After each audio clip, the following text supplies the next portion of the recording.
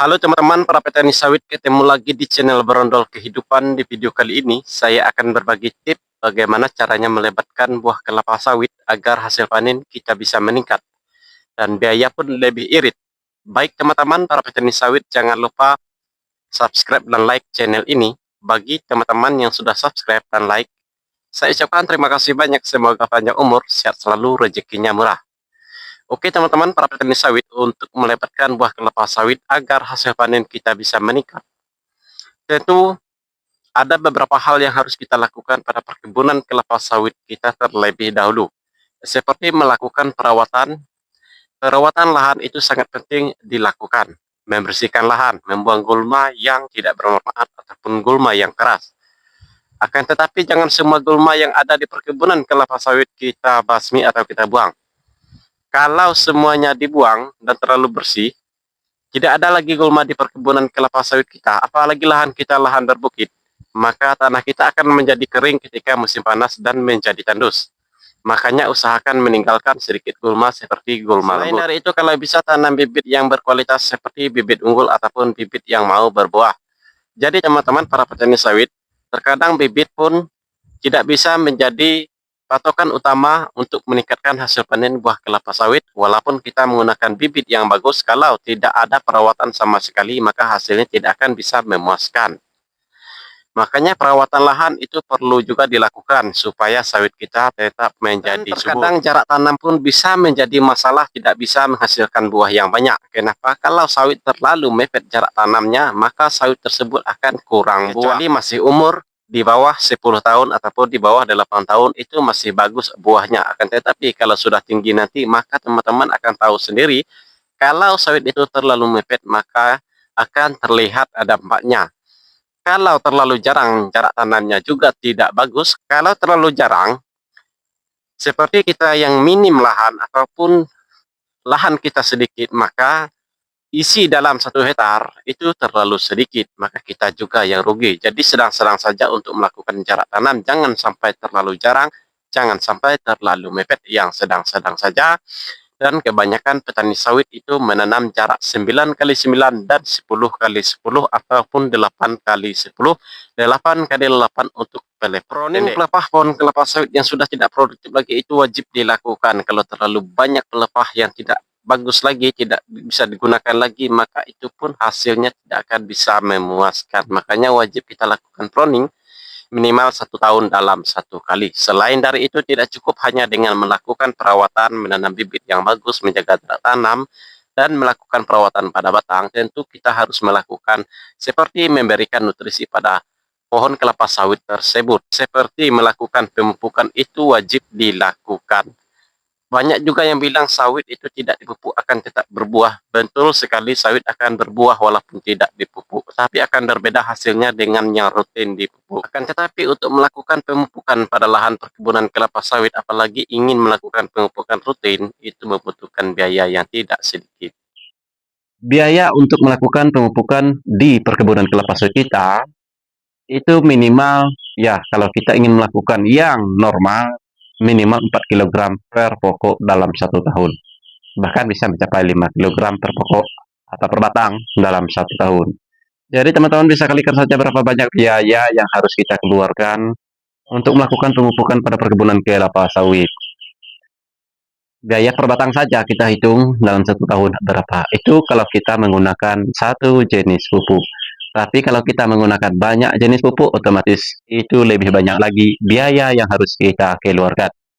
Jadi teman-teman para petani sawit, kalau ingin melakukan pemupukan, tapi biayanya tidak cukup atau minim dana, hasil panen tidak sampai atau tidak cukup untuk membeli pupuk. Jadi teman-teman bisa melakukan cara saya ini. Dengan cara ini, kita bisa melakukan pemupukan pada perkebunan kelapa sawit terus-menerus dan rutin, dan biaya yang kita keluarkan lebih irit. Apakah dengan cara ini bisa menghasilkan buah yang maksimal? Tentu saja bisa, asalkan teman-teman rutin melakukannya dan teman-teman tahu cara melakukan pemupukan supaya lebih irit. Biaya yang kita keluarkan itu lebih irit. Dan bagaimana caranya? Caranya sebenarnya cukup mudah. Buat teman-teman yang belum pernah mencoba, pasti tidak akan percaya dengan cara ini. Tapi bagi saya, cara ini cukup memuaskan. Tapi bagi teman-teman yang pernah mencobanya, pasti dia sudah tahu bagaimana hasilnya. dan bagaimana buah yang didapatkannya ketika dia melakukan pemupukan seperti ini. Hasilnya lebih baik, biaya pun lebih irit. Dan bagaimana caranya? Caranya cukup mudah, teman-teman. Simak video ini sampai selesai dan jangan di-skip supaya tidak salah paham.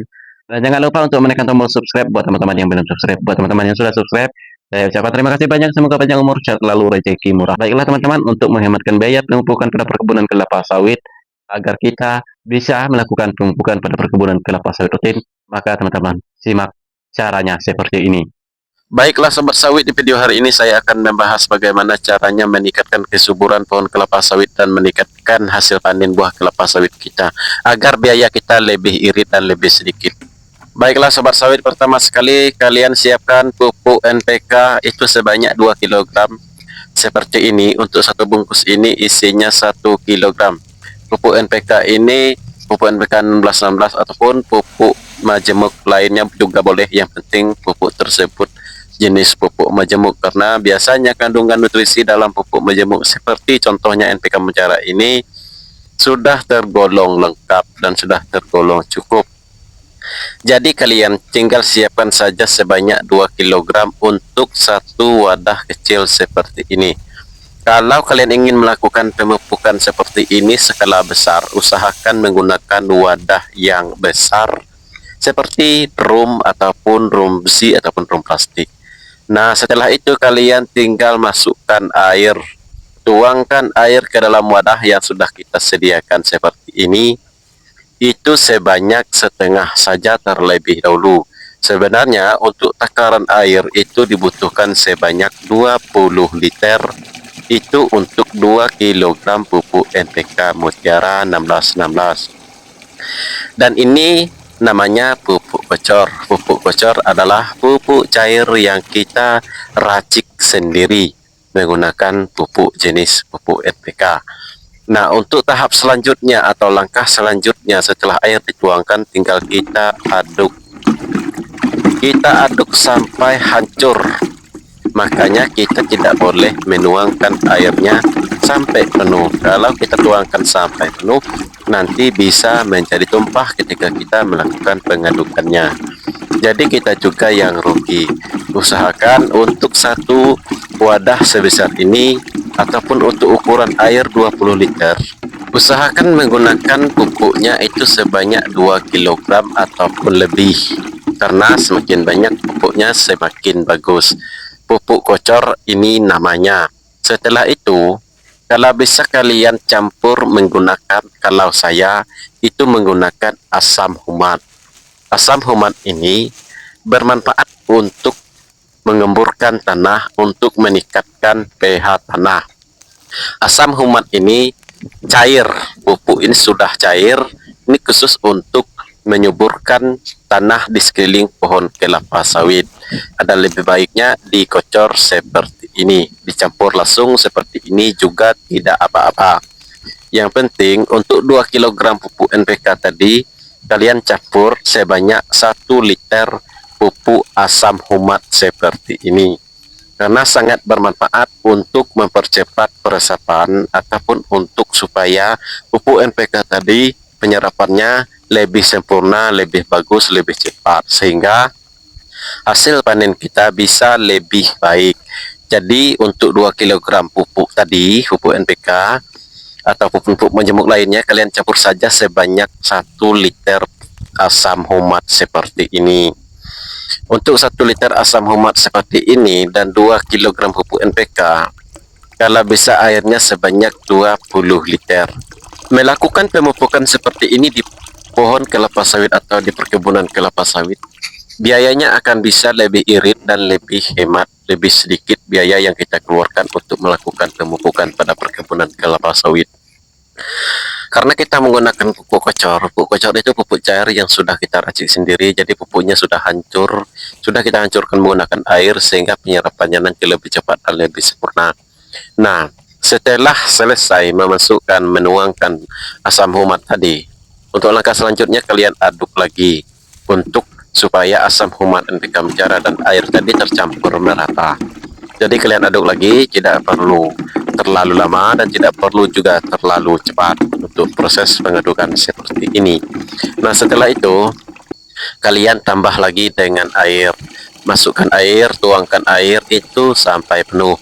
Boleh kalian masukkan sampai penuh. Kenapa? Karena pupuk NPK tadi sudah kita hancurkan terlebih dahulu, jadi kita sudah bisa melakukan atau menuangkan airnya sampai penuh.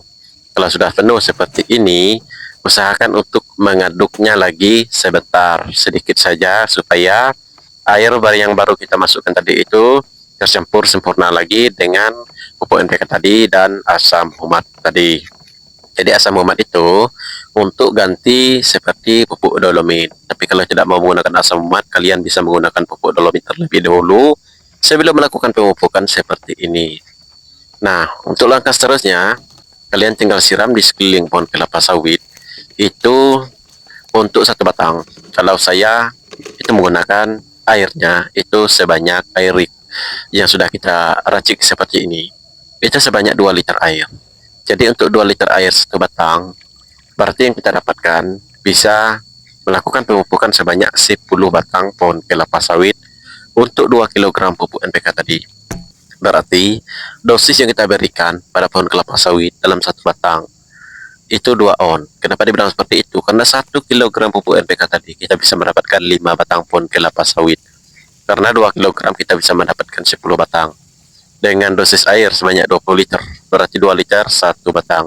Jadi sudah sangat cukup untuk meningkatkan kesuburan pohon kelapa sawit dan meningkatkan hasil panen buah kelapa sawit kita, dan biaya yang kita keluarkan itu lebih sedikit. Kalau rutin kalian melakukan pemupukan seperti ini, pasti hasilnya akan lebih baik dan kita bisa melakukan pemupukan pada musim panas. Nah, sahabat sawit, terima kasih. Semoga video ini bermanfaat. Jangan lupa untuk menekan tombol subscribe dan like. Yang sudah subscribe dan like, saya ucapkan terima kasih banyak. Semoga panjang umur, sehat selalu, rezekinya murah. Supaya perkebunan kelapa sawit kita selalu mendapatkan nutrisi rutin setiap bulan, maka kalian bisa melakukan cara ini supaya bisa menghematkan sedikit biaya pemupukan. Apalagi sekarang pupuk mahal. Pupuk bukan naik harga, tapi berganti harga. Jadi jalan satu-satunya supaya sawit kita bisa mendapatkan nutrisi, tentu kita harus melakukan dengan cara lain, yaitu cara pemupukan sistem kocor. Pemupukan sistem kocor ini sudah banyak juga diterapkan oleh petani sawit lainnya, dan bagi saya sangat terbantu untuk melakukan pemupukan pada perkebunan kelapa sawit supaya lebih irit. Pertama-tama kalian siapkan wadah sebesar ini. Kalau untuk skala besar, siapkan wadah yang besar. Lalu kalian tuangkan air ke dalam wadah yang sudah kita siapkan seperti ini untuk pembuatan pupuk kocor ataupun pembuatan pupuk cair untuk pohon kelapa sawit supaya biayanya lebih irit dan hasil pemupukan kita lebih sempurna.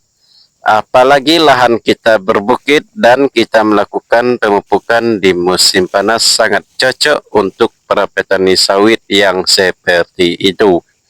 Nah, setelah selesai kalian tuangkan air ke dalam wadah seperti ini. Kalau untuk skala besar, usahakan menggunakan wadah yang lebih besar ya, supaya tidak capek. Kalian siapkan NPK Mutiara sebanyak 2 kg. Pupuk NPK Mutiara 1616 ini ataupun disebut pupuk majemuk, boleh juga menggunakan pupuk majemuk yang lainnya sebanyak 2 kg. Itu untuk 20 liter air. Dan pupuk NPK Mutiara 1616 ini ataupun pupuk majemuk yang lainnya, biasanya kandungan nutrisi di dalam pupuk tersebut sudah lumayan cukup atau sudah lumayan lengkap. Jadi sangat cocok untuk dilakukan pemupukan sistem penghematan biaya pemupukan. Dan untuk melakukan pemupukan sistem kocor dengan cara ini. Setelah itu, kalau sudah dituangkan 2 kg pupuk NPK, kalian bisa mencampur dengan micin sebanyak 2 bungkus. Jadi sudah cukup untuk melakukan memberikan nutrisi pada perkebunan kelapa sawit.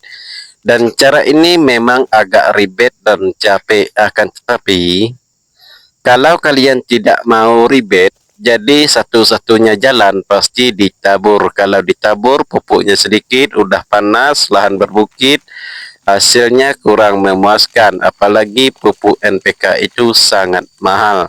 Jadi kalau kita tabur, nanti kita juga yang rugi. Takutnya penyerapannya kurang sempurna. Jadi jalan satu-satunya supaya penyerapannya lebih sempurna, coba kalian lakukan pemupukan sistem kocor seperti ini. Langkah selanjutnya setelah selesai menuangkan pupuk air, lalu kalian tinggal aduk sampai hancur. Kalian aduk menggunakan kayu ataupun pelepah sawit yang ada di sekitar kalian. Jadi cara ini akan sangat efektif dan sangat menguntungkan. Selain dari bisa menghematkan biaya pemupukan, kita juga bisa melakukan pemupukan rutin dan kita bisa membeli pupuk dikit demi sedikit. Walaupun kita beli 2 kg ataupun 5 kg, kita sudah bisa memberikan nutrisi untuk pohon kelapa sawit kita. Memang kedengarannya agak ribet, tapi bagi saya tidak lagi ribet karena sudah terbiasa saya melakukan cara ini. Aduklah sampai hancur, sampai benar-benar hancur pupuk yang sudah kita tuangkan ke dalam wadah seperti ini. Jadi kalau untuk skala besar, sekitar kalian ingin melakukan pemupukan seperti 1 karung ataupun 50 kg untuk sekali pemupukan, jadi kalian bisa menggunakan wadah yang besar seperti drum ataupun yang lainnya. Cara ini akan sangat menguntungkan bagi kita sebagai petani sawit yang minim dana ingin melakukan pemupukan pada perkebunan kelapa sawit, apalagi hasil panen kita terkadang tidak cukup untuk membeli pupuk. Dan kalau kita rutin melakukannya seperti ini, maka hasilnya akan lebih baik. Usahakan sebelum menambahkan air, kalian aduk sampai hancur. Untuk melakukan proses pengadukan seperti ini biasanya tidak terlalu lama. Paling lama ya 5 menit hingga 10 menit. Nah, setelah itu kalau sudah merasa hancur pupuk yang sudah kita tuangkan tadi, maka kita tambahkan lagi airnya. Bagi teman-teman yang sudah menonton video ini, jangan lupa untuk menekan tombol subscribe dan like. Yang sudah subscribe dan like, saya ucapkan terima kasih banyak. Semoga panjang umur, sehat selalu, rezekinya murah, kebun sawitnya lebar. Dan tambahkan airnya sampai penuh, sampai benar-benar penuh supaya bisa mendapatkan 20 liter air, dan kita bisa melakukan pemupukan sebanyak 10 batang pohon kelapa sawit. Setelah airnya sampai penuh, lalu kita aduk sebentar, sedikit saja, jangan sampai terlalu kencang. Kalau terlalu kencang, nanti tumpah. Kalau tumpah, kita juga yang rugi. Aduk pelan-pelan saja sampai air yang kita campur terakhir tadi itu benar-benar tercampur dengan pupuk yang sudah kita aduk pertama tadi.